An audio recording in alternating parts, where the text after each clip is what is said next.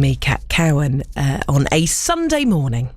Now, the Archbishop of York has welcomed the publication of a report published this week, which recommends that the safeguarding of children and vulnerable adults in the Church of England be made fully independent of the Church.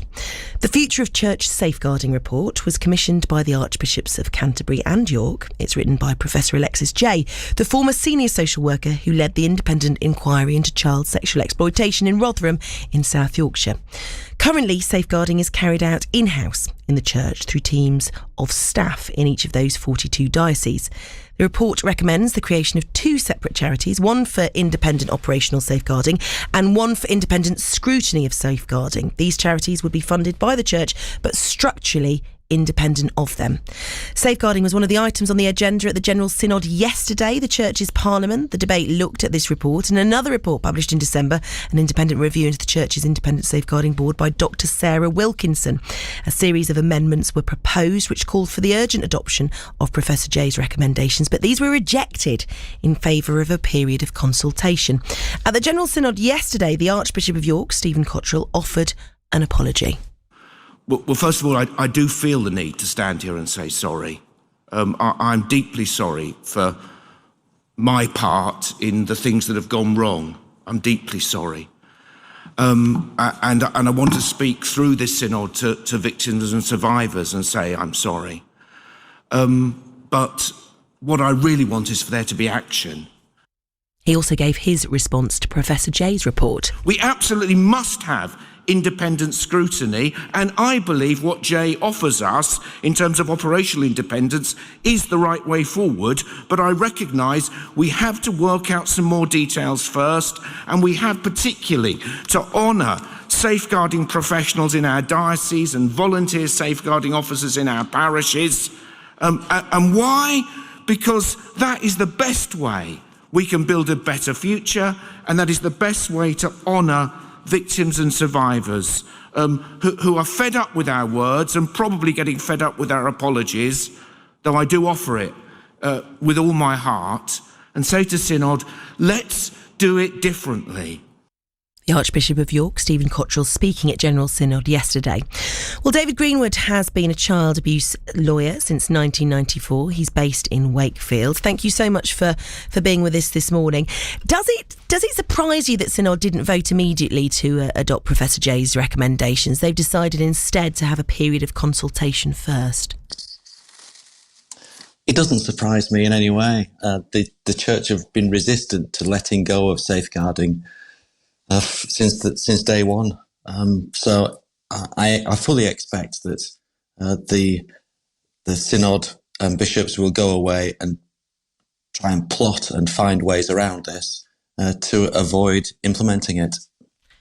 So hang on, you think, because, you know, the church moves very slowly in most things, and this is obviously it's only sort of been recently delivered to them. You don't think this is about them wanting to kind of take time, like the church generally does with everything, to digest it, to work out how it will work in principle, to perhaps make sure that the people who currently work for the church in safeguarding, what would happen to them? Because presumably if these two independent charities were set up, you know, they could be looking at losing their positions and their roles sort of almost overnight. So there was a sort of suggestion, and unfortunately we can't talk to the Archbishop of York this morning, but there was a suggestion in what we heard there that was part of the reason that they needed potentially to take a bit more time over this. You don't think it's about that?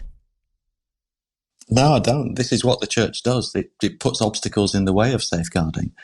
So what your listeners need to know is that I and others have been campaigning for independence in safeguarding since 2011, directly with various bishops, and it just has never happened.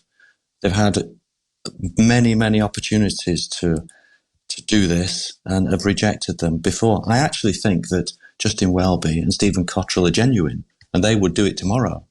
But they are impeded by a number of bishops who don't want to change. They want to protect their own system, and they don't want to give away independence, to give away their powers to someone outside. As far as the detail of staffing, etc., well, that's something that can be worked out.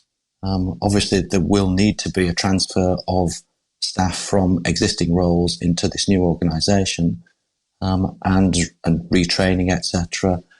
But that can be done. But we've not even had an indication from the synod that they accept this as a matter of principle.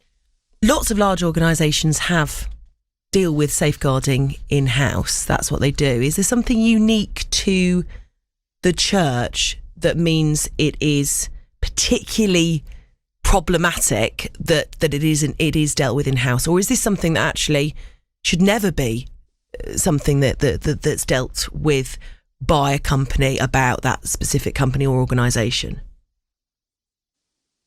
Well, the problem with the church is that it doesn't have external oversight. There is no external oversight. There's no regulator for the church. It is an established organisation. It's established in our constitution and is accepted as being competent to run itself. We've seen that over the years there have been so many scandals that it's not competent to run its safeguarding organisations. And now's the time that someone from outside should begin that process. Is there also, I wonder, something in the fact that it is a religious organisation where faith and belief and hierarchy perhaps have more sway and are more important to those within it than perhaps, a company where people are paid or in receipt of a service? I think you're right. I think the kind of people who are attracted to the church or seek its help are usually vulnerable and need extra care in being looked after. And they are influenced by, as you say, religious belief and devotion to the church, and sometimes the individuals running the church. And so, that it does create a special type of duty towards these individuals. Clearly, if these recommendations are eventually adopted by the church, I mean, it is your view that you put here today that there is a lack of inclination to do so. We don't know. We've not been able to talk to all the bishops who'd be making this decision, and as I said, they do make decisions very, very slowly.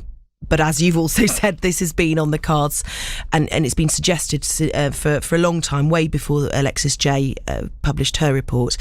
But if these recommendations are adopted, it won't help the historical survivors of abuse. Is there anything you would like the church to do to address the betrayal, I suppose, of historical victims, the fact that they don't often feel like they have been treated in the way that they should have been?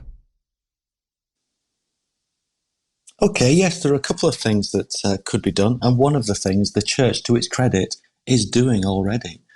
It is setting up what's called a redress scheme.